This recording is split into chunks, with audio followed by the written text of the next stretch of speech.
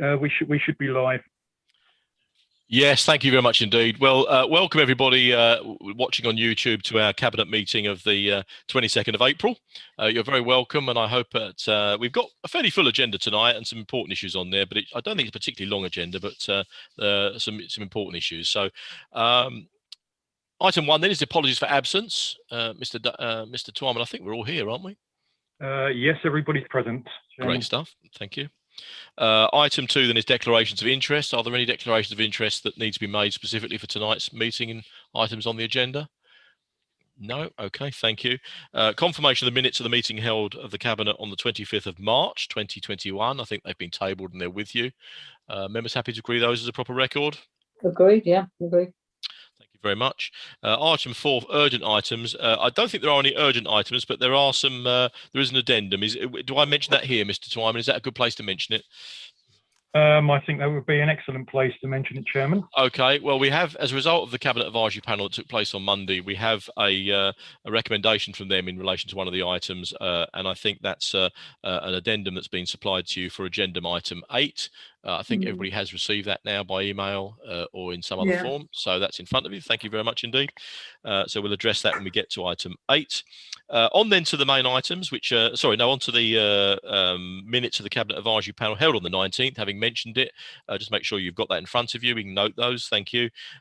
References to committee. There are no references from committees other than the addendum I've mentioned in relation to the Cabinet Advisory Panel. On then to the substantial items, and we'll start with item 7, which is the draft environmental enforcement policy. So, Mrs. Green, that sounds like it's got your name written all over it?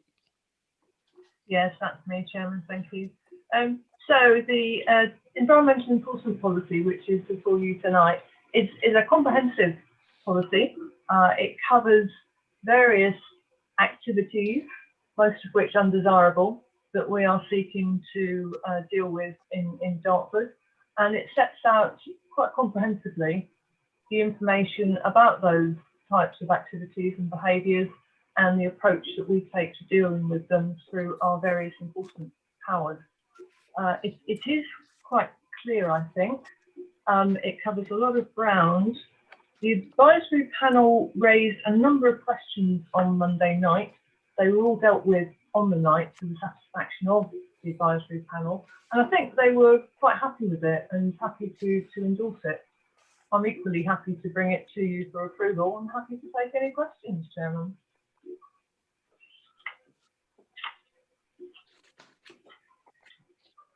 There we are. Not the first time. I was muted. There we are. Yes, indeed. When I looked at the Cabinet Advisory Panel too, there seemed like a long discussion on it, but actually, as you say, I think it was one of those discussions that was contained within the panel. I think the questions, the answers they received seem to have been appropriate to their questions, and at the end of the day, there was an endorsement for it. Is there any other member on that? These are hugely important issues for us, I think, particularly coming out of COVID. Yeah, I've got you, Councillor Allen. Particularly coming out of COVID, I think, we have seen changes in behaviour. I think some people who were let off the leash a little bit while the attention of the country was elsewhere did indulge in some behaviours locally that were less than social, and I think what we've got to do now is to work very hard to get our community back and get those behaviours back into line. But Mrs. Allen. Well, really just to say, I really want to give my thanks to the team, because we've had particular issues of Birchwood Road and in Oakfield Lane. The team are really, really good. They've been extremely helpful. They've worked with me in my role as a county councillor as well as a borough councillor, and we've seen vast improvements there. I'm particularly pleased with the work that they've been doing in Oakfield Lane, because there is a serial clothes dumper there. It used to be every Saturday evening. It's now sometimes on a Wednesday, but that is always cleared by our own refuse collectors on a Monday. I have my refuse on a Monday, and they go by, they look at it and they check it, and it's removed very quickly by them. So I wanted to thank everybody for that. But just to say, I'm particularly concerned, a lot of the dumping that we seem to get, certainly up at the top of Birchwood Road, is cross-border. And I really find it very, very annoying and get quite angry about it. And it's like it's industrial. You can see that it's part industrial, part commercial waste and things like that, and it's coming cross border. And I really want to just thank the team again, because we do have some devices there and some surveillance and things like that, but I really would want sometimes the police to enforce a bit more, because although we can get information, sometimes we're not allowed to use it simply because of if we get the vehicle recognition plates and things like that. So I'd really like to say if we could pursue that the fact is this is a criminal offence, and we should be able to take that on. But I just really wanted to thank them, because the team have been really, really fantastic and always polite and courteous to me when we meet on site, and couldn't be more helpful. Thank you. Yeah, well, I agree. I mean, I've always dealt with them. When I've always dealt with them, they've always been incredibly professional and very helpful. I think it's important to remember that we always need to remember who the good people are in these arguments. You get this with the police sometimes. The police come under criticism. Sometimes we come under criticism. But you've got to remember that fighting the people who are doing the wrongdoing is the key to this. And we've got to remember who's doing the wrong and who's doing right. And as I say, I've always found our team to be extraordinarily focused on these matters. And I hope in some way the report we've got here and the powers we're able to use and deploy on their behalf and allow them to deploy will help them in this fight. I think we should make the point that Dartford remains actually a very, very safe community. There is a bit of a safety wave and honesty wave going on in Dartford.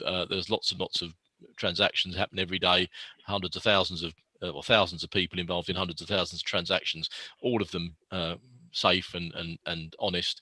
And then there are some people who just set out to subvert the system, and I think we've got to focus on those on behalf of everybody. But there we are. Okay, well, you have the report in front of you. Please do shout out. I can only see some of you. Oh, Councillor Lloyd, please. Yeah.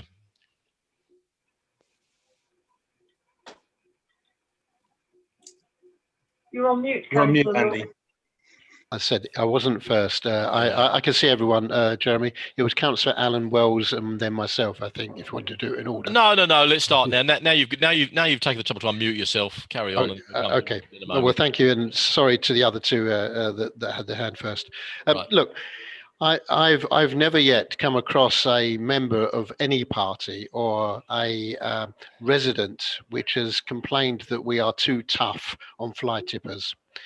Having recently been purchasing some skips for use in my own personal use, our fine of £250 if paid within 10 days is almost equivalent to getting a skip. Mm-hmm. What I would challenge and ask a question is these the fines for fly tipping. It's brilliant that we're prosecuting so many people, but is it penal enough? Can we raise it? What are the opportunities there? Okay, well, let's take that first then, Mrs. Green. The fine levels are set by government, Chairman, so we have very little flexibility in those. Cabinet Advisory Panel did ask a question relating to fines and why we discounted some and not others, and it's because some of them are not able to be discounted under the regime set by government. So we have limited opportunity to be yet more penal, as you put it. Yeah, well, I think Andy raises a good point, though. This is one of those issues where I think we should use our contacts with government to try to make clear to Home Office and others that actually there is a big appetite for larger fines on this. I quite agree. If the cost of getting caught is equivalent to the cost of doing it honestly, then there's a real problem there, isn't there? So for those of a low moral standard, it's very easy for them to break the law and feel they're still quids in. So perhaps this is something we should do. We obviously can't blame our own officers or our own systems here for something that's been set, but let's try and work outside. Just as a supplement to that, I suppose that civil recovery is simply unwieldy in these circumstances, Mrs. Green, is it? I mean, if there are recovery costs and other things, are they precluded from us as well? That would be a very difficult path to follow and probably not worthwhile other than in very, very serious cases. Yeah. And I would add that in those cases, we would generally, if we have sufficient information and leads, we would pursue those to prosecution rather than levy fines anyway. Okay, all right, fine. Okay, so I had Richard Wells. I couldn't see him, but Richard, did you want to say something? Yes, I did. Thank you very much, Chair. I just wanted to say I think it's an excellent policy, and it's from a team that does excellent work. And I was pleased to see that it received endorsement of all parties from the Cabinet Advisory Panel on Monday. I think when we were talking at the last meeting about parking enforcement, then it's a similar thing here in many ways. We're not simply handing out fines for anything just to make money. These offences you see listed in the policy, they're actually criminal offences, and they're things that do affect people's lives, like negatively on an everyday basis in some parts of Dartford. And I think that the policy makes clear why we enforce them and the various actions that we do that we carry out to enforce them. And yeah, I think it's a extremely good policy. It's very clear. I think it'll be helpful to all members and to members of the public. And yeah, I'm very, very, very happy to endorse it. Thank you. Okay, thank you. And Andy, you mentioned there was another member. I'm sorry, I can't see everybody. So who else did? Councillor anybody else? Allen. Councillor Allen would first, sir. Okay, thank you. Anne? Or did you already come in? I think you already came in, didn't you? Yes, and Jeremy. Yes, Patsy. Yeah, just very quickly, I think this policy is excellent, and I think our people have done such a good job all over. And I think the ordinary people of Dartford are now realising just what a good lot we have actually got in the Civic Centre and outside. But I do travel around to look, especially over the Heath, where people do tend to just throw litter willy-nilly.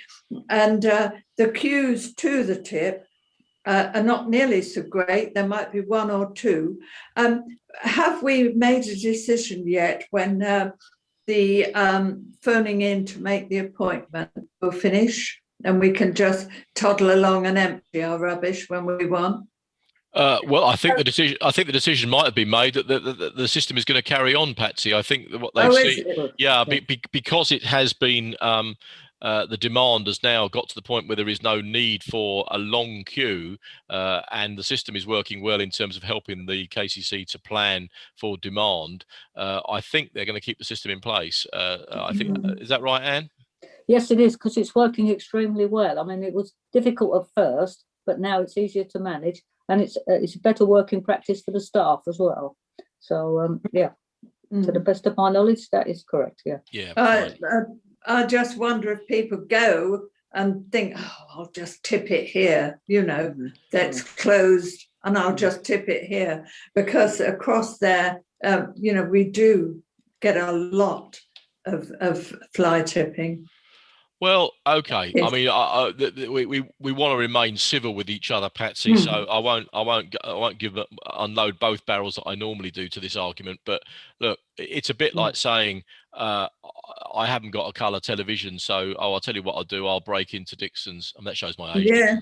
Yes. I'll break into Dixon's and have a colour telly. Yeah. You know, or I didn't get any food in the house, so I'll tell you what I'll do. I'll go in and steal something from Iceland. I mean, I don't think it's. I think fundamentally, people who break the law are criminals, and I think exactly. I agree. You know, yes. and so I don't think there is this issue of people who are fundamentally. There's got to be something inside someone that says breaking the law is okay before they do that. And I don't, as I say, I think the system is now working better anyway. So I don't think there are many missed journeys or broken journeys from this. If it's open, then you can get in. If it's not open, then you can't. That's always been the way. But now you have the option of actually phoning in and making that appointment first. So I think it's better. With regard to the staff, I think this is actually we're yielding the benefits of the recruitment, to be honest with you. And I think again, we'll talk in a minute about the contribution of senior officers to this work over a number of years. But you know, recruiting people is the key to this. This is absolutely, you need the well-motivated, well-trained and very experienced people. And I think in turning to the police as our recruitment ground a few years ago, I think was a very, very wise decision, because we were able to get some superb professionals who were very, very trained up in the business of community safety. They had that desire to deal with lawbreakers. They didn't see it as an administrative or a normal council post. They saw it as a criminal safety issue, and I think that's been we've been really well rewarded by our staff over the years who have taken a very good approach to this. But I think you're right, Patsy. I think we've got some very, very good people working on this now. I just wish we could catch more wrongdoers. That's all. You know, I mean, unfortunately, our residents do occasionally encounter fly tips, and they do counter criminal damage. They do encounter graffiti, and it's heartbreaking, really, because of the huge amount of work that's done in the background to stop it. But there are always going to be people out there who are just pretty awful, really, and antisocial and dreadful. But there we are. I think this report goes some way to helping us fight that good fight. Was there anyone else on this? I don't think I missed anyone. Anne, you I think you spoke, didn't you, Pat? Nothing else. Yes, I did, Chairman. You called me first, actually. That's fine. Okay, great. Thank you very much indeed. Then. Okay. Well, you have the report in front of you. If no one else has anything else to say, members happy to accept the report. I think there are items there to note and to consider. So and approve. So members happy with that? Yeah. Okay, thank you very much indeed. Next item then is item 8, which is the replacement of the vehicle fleet. And I'll draw your attention once again to the addendum. Could everybody go on mute if they're not taking part in this item? It helps, I think. Thank you. I draw the attention to the item on the addendum. I think, in all fairness to officers, members gave a very clear steer that we should be working very hard towards our environmental credentials on vehicles, but obviously that has to be balanced against the operational capabilities of them.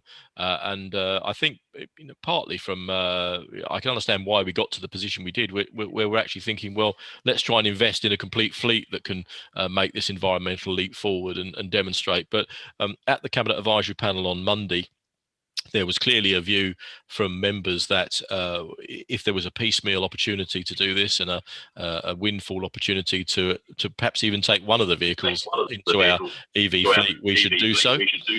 And so that's resulted in the addendum in front of you, and we can have the discussion, but I don't think there's any particular need to resist what the Cabinet Advisory Panel said. I'm very proud of the way we listened to ordinary members, and in those circumstances, unless any members have particular views about it, I think the Cabinet Advisory Panel's views are sound.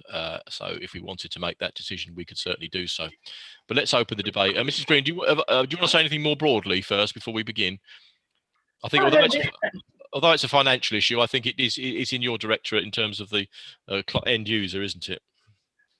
Yes, Chairman. The report is from the same team as the previous report that you've had. No, I think you've covered the main issue, which is the debate at the Cabinet Advisory Panel regarding procuring at least one EV or hybrid vehicle. The addendum sets out the comparable costs, but also gives you some advice from officers that we don't feel a hybrid vehicle is the way to go. But if you're minded to go down the EV route, then we've identified the source of the additional monies required to make that procurement. Right. Okay. And I think in many ways, I think it's quite appropriate that the extra money should come from the Green Fund. I think that's obviously the reason it's there, really, is to propel us forward. Clearly, I think looking forward into the future, we would hope that the price differentials between traditional technology and EV technology will be narrowing. But I think for early adopters at the moment, and for organisations, you have to have this, or there is this gap there. And I think we've got to make fundamentally a moral decision about it. So although there is a price differential, and clearly that falls upon the council taxpayer, there is also the issue then of the moral position in terms of moving forward with electric vehicles. So I think the figures are plain in front of you there.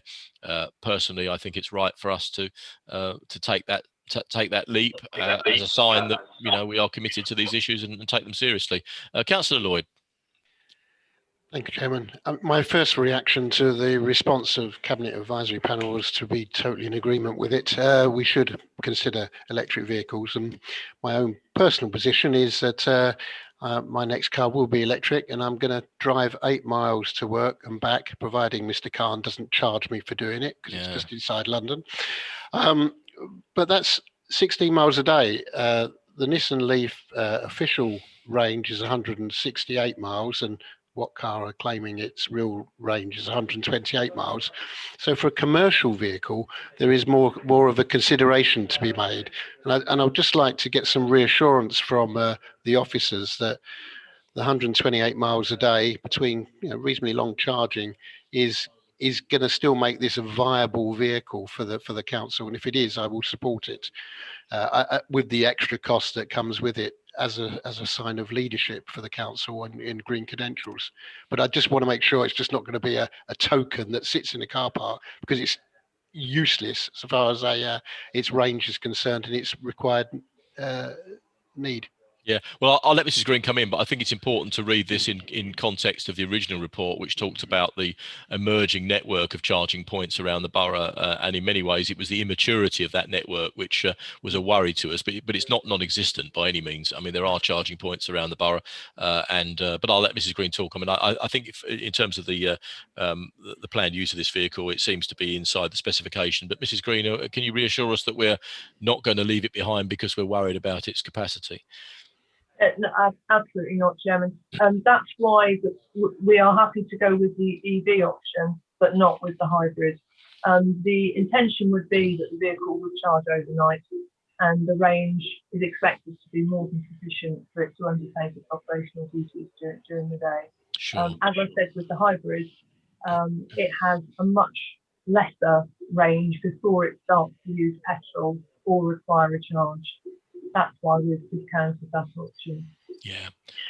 So in many ways, from an amateur's point of view, the hybrid model would be perhaps more of the tokenistic one, because we'd end up using petrol at the end of the day anyway. So, but whereas this one, I think is fine. And as I say, there is an emerging network, and I think during the lifespan of this vehicle, we will see that network increase considerably in terms of opportunities for on-street parking, on-street charging in other places. So, sure, there we are. Okay. Any other member on this? Let me quickly scroll across. No. Okay. Thank you. All right. Okay. Well, there we have it then. We have the original recommendation in relation to the fleet decision, but then in relation to one vehicle, we have the additional addendum with the recommendation that Cabinet instruct accordingly. I'm getting the sense from the meeting that we should certainly go along with the original report and its recommendations, and that in relation to the invitation to be instructed or to offer instructions in relation to the EV, we should indeed, rather than wait until we can make a bigger fleet decision, we should take these opportunities as they emerge to make individual environmentally appropriate decisions, and therefore we should move ahead with the Nissan Leaf purchase. One final question from me. We do have the charging facilities at the Civic Centre. I know that sounds obvious, but Mrs. Green, we can charge the vehicle here. Yes, we can, Chairman. We already have 2 charge points in the Civic Centre car park, and we will be installing others in the foreseeable future. Yeah. Great. Okay. Fine. Okay. Well, any other member on this then? Anybody want to? Or are we happy with that? And I think in a mini way, that is actually quite an important decision from us. I think because it does mark the beginning of what I hope will be a longer journey in terms of environmentally sensitive vehicles or environmentally appropriate vehicles. And so there we are, a little bit of history from us. I think we've begun that journey. We're not first, and we haven't broken any barriers in doing so, but I think at least we're on the journey. So I thank members of the Cabinet Advisory Panel for giving us that endorsement, which I think was very helpful. Okay, on then to item 9, which is the arrangements for the Joint Transportation Board. I think again that's well, you have the report in front of you there. Does anybody need to say anything on this? No, Chairman. Just as I say, I think it's entirely straightforward. I think we've already set in process what we're doing. I think we've contacted the parishes and things like that. The chairmanship falls to the district council this year. Mm-hmm. And obviously, once the KCCC elections are over and the cabinet member is appointed, then obviously we'll have the membership confirmed. But other than that, it's very straightforward. Thank you. Cool. Okay. Thank you. All right. Well, you have sorry. Any other member on that? Yeah, I think these meetings are incredibly valuable. I mean, they can be very detailed sometimes, and they're not sort of what I'd call scintillating, red hot viewing. Sometimes they are very, very detailed, but the business they're talking about is very serious, and I think I find them very valuable to participate and watch and to feed into. So I think it's important that we have an active presence there and continue supporting them. So I'm happy to see this. Any other member on this? No, okay, that's cool. Thank you very much indeed. On then to noting and receiving the committee minutes. We've got two before us today: the Strategic Housing Board and the Policy Overview Committee. Strategic Housing Board, I think, is going from strength to strength, and it's generating some press interest and some press comments following the meeting. It's a double-edged sword, this. You want to have meetings that are very open and talk about the issues, but then you find that a couple of days later there's press coverage that's kind of negative about things, and I think we've got an obligation to push through that and keep on discussing the difficult issues, because we are aware that there's housing pressures in this area. We are aware it's difficult for young people to get onto the housing ladder.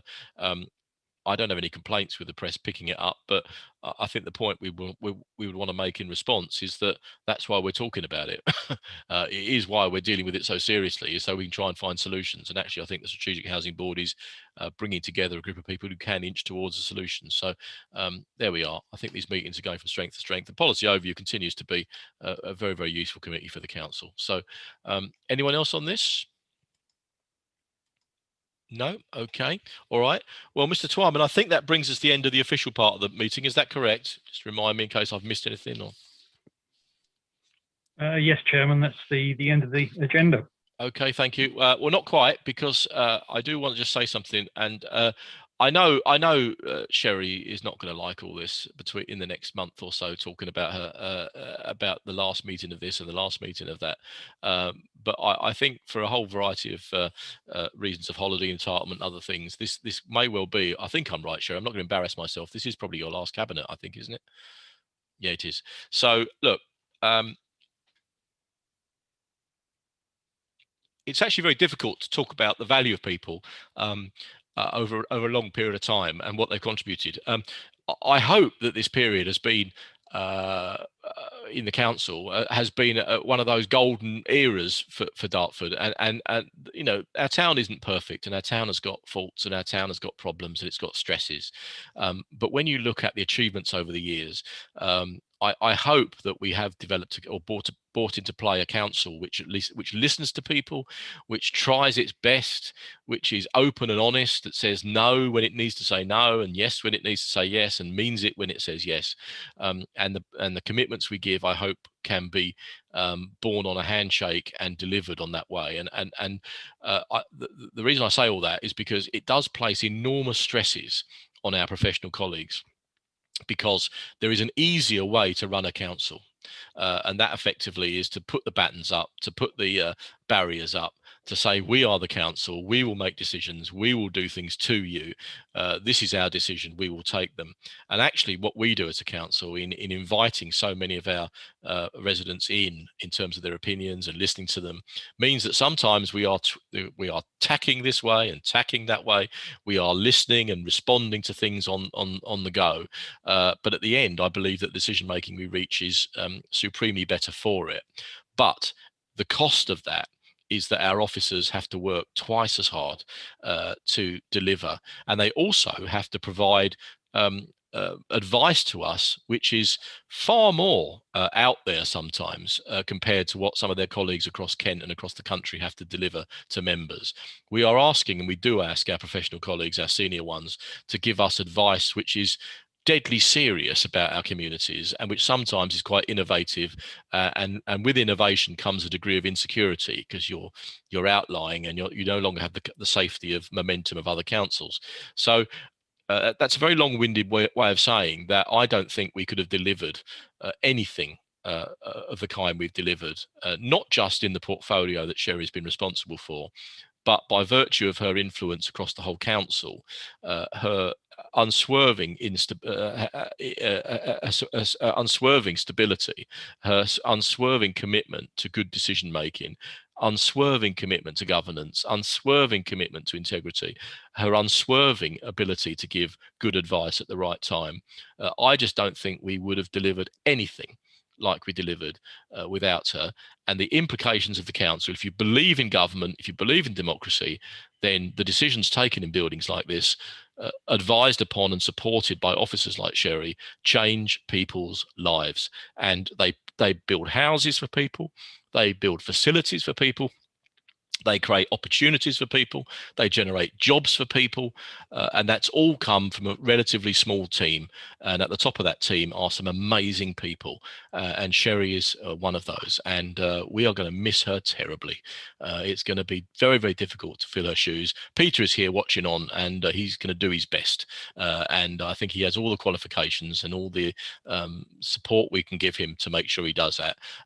But it's a bit like there's a game show on the telly, isn't there, where you get this cutout of a person in polystyrene. It's a really dodgy game show where you sort of fly towards it and you have to form the shape.